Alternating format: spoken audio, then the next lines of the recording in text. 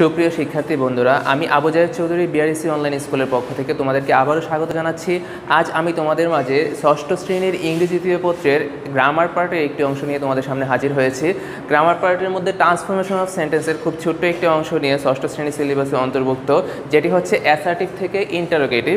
আমরা জানি সেন্টেন্স মূলত পক্ষে 5 প্রকার: অ্যাসার্টিভ, ইন্টারোগেটিভ, অপটেটিভ, ইম্পারেটিভ এবং এক্সক্লেমেটরি। তারাই ধারাবাহিকতার অংশ হিসেবে ষষ্ঠ শ্রেণীর সিলেবাসে অ্যাসার্টিভ থেকে ইন্টারোগেটিভের অংশটুকু দেয়া হয়েছে। আমরা অ্যাসার্টিভ থেকে ইন্টারোগেটিভ অর্থাৎ বিবৃতিমূলক বাক্য থেকে কিভাবে আমরা প্রশ্নবোধক বাক্যে রূপান্তর করব সেই ধরনের একটি পার্ট নিয়ে আমরা আলোচনা করব। অ্যাসার্টিভ থেকে ইন্টারোগেটিভ। অ্যাসার্টিভ বাক্য আমরা জানি সাধারণত 2 প্রকার: হাবোধক এবং নাবোধক, যেটাকে বলা হয়েছে ইংরেজিতে অ্যাফার্মেটিভ এবং নেগেটিভ। আমরা একটু রুলগুলোর দিকে যদি তাকাই, অ্যাসার্টিভ সেন্টেন্সে সাবজেক্ট প্লাস বি ভার্ব বা auxiliary verb, subject plus be verb অথবা অক্সিলারি ভার্ব, তারপরে বাকি অংশ যেরকমই থাকুক না কেন সেটাকে আমরা ইন্টারোগেটিভ। খুব সহজভাবে আমি দেখাচ্ছি তোমাদেরকে। সাবজেক্ট প্লাস বি ভার্ব ও অক্সিলারি ভার্ব থাকলে, বি ভার্ব অথবা অক্সিলারি ভার্ব আমরা ইতিমধ্যে আমাদের পূর্ববর্তী ভিডিওগুলোর মধ্যে টেন্সের ক্লাসে আমরা দেখেছিলাম। বি ভার্ব ও অক্সিলারি ভার্ব চেনা খুবই সহজ।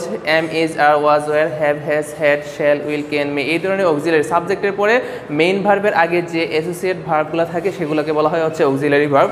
যেমন আমরা এক্সাম্পলের মধ্যে যদি দেখি, the man was a liar, এখানে ওয়াজ হচ্ছে বি ভার্ব বা অক্সিলারি ভার্ব। অর্থাৎ বাক্যটি যদি অ্যাফার্মেটিভ হয়, আরেকটি দিক খুব ভালোভাবে খেয়াল রাখতে হবে, বাক্যটি যদি অ্যাফার্মেটিভ হয় তাহলে আমাদের করতে হবে নাবোধক প্রশ্ন, নেগেটিভ ইন্টারোগেটিভ। আর বাক্যটি যদি নেগেটিভ থাকে তখন আমাদের করতে হবে হচ্ছে অ্যাফার্মেটিভ ইন্টারোগেটিভ। অর্থাৎ হাবোধক থাকলে নাবোধক প্রশ্ন, আর বাক্যটি যদি নাবোধক হয় তখন সেটি হয়ে যাবে হাবোধক প্রশ্ন। আমরা এক্সাম্পলটার মাধ্যমে খুব সহজভাবে দেখি, the man was a liar, অর্থাৎ বি ভার্ব, এখানে হাবোধক বাক্য। কিভাবে বুঝতে পারছি? এখানে নট নাই, তখন আমরা কি করব? সেই বি ভার্বটিকে সামনে নিয়ে আসবো। Be verb auxiliary verb plus not plus subject. The man ওয়াজ হয়ে যাবে ওয়াজ নট দ্য ম্যান। বাকি বাক্যাংশ একই থাকবে, একটি ডিফারেন্স আছে, যেটি হচ্ছে আমাদের ফুল স্টপ থাকলে অবশ্যই খেয়াল রাখতে হবে আমরা প্রশ্নবোধক চিহ্ন দিতে হবে।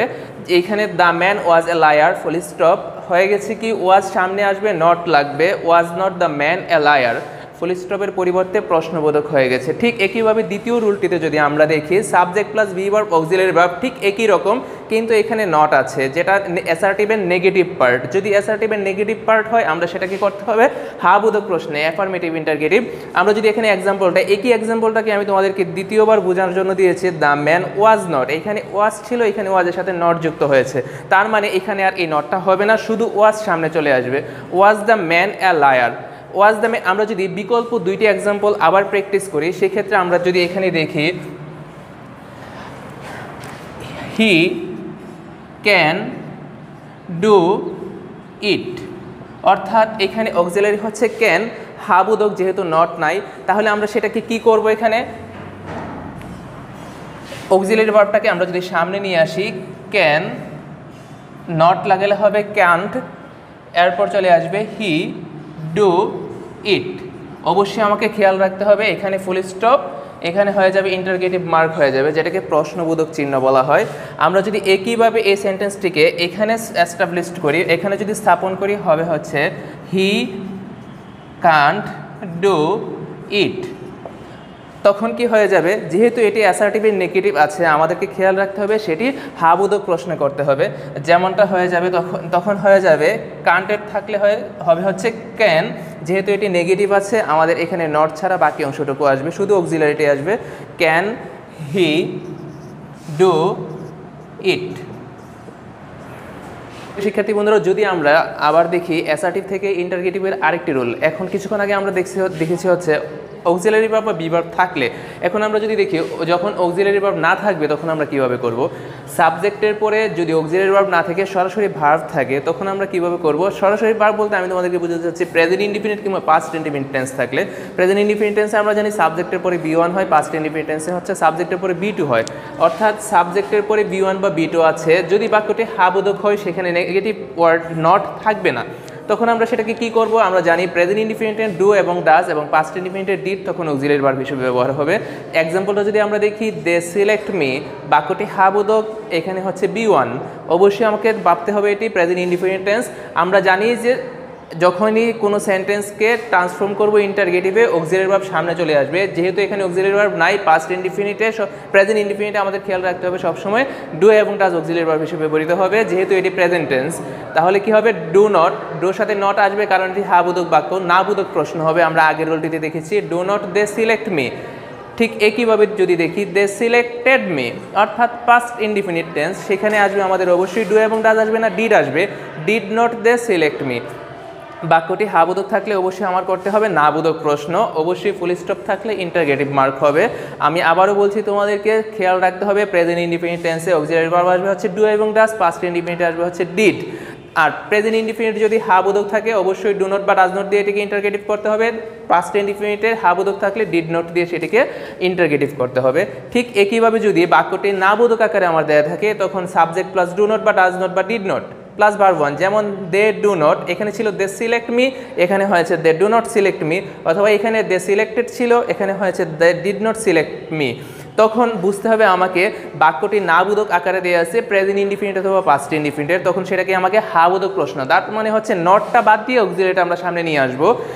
দে ডু নট সিলেক্ট মি আছে হচ্ছে, এখন হবে কি, নটটা বাদ যাবে, ডুটা সামনে চলে আসবে, ডু দে সিলেক্ট মি। এখানে ডিড নট আছে, অবশ্যই সেটা হা বোধক প্রশ্ন হবে, নটটা বাদ যাবে, অক্সিলারি ভার্ব হচ্ছে ডিড, ডিডটা সামনে চলে আসবে, ডিড দে সিলেক্ট মি হয়ে যাবে। আমরা যদি কিছু এক্সাম্পল প্র্যাকটিস করি, এখন আমি সবটা মুছে দিচ্ছি, কিছু এক্সাম্পল যদি আমরা প্র্যাকটিস করি, দেখি গতানুগতিকভাবে যদি আমাদের পরীক্ষাতে আসে এই ধরনের কিছু এক্সাম্পল, যেমন ইউ আর এ গুড বয়, এটি আমাদের আছে হচ্ছে অ্যাসার্টিভে। আমাকে যদি বলে ইন্টারগেটিভ করার জন্য, আমি এখানে দেখতে পাচ্ছি বাক্যটি হা বোধক অক্সিলারি আছে, অবশ্যই আমি কি করব, এই আরটাকে সামনে নিয়ে আসব এবং আর এ আর এর সাথে নট লাগাবো, আর not you a good boy. ঠিক একইভাবে যদি এখানে কোনো অক্সিলারি ভার্ব না থাকে, যেমন you gained a good result,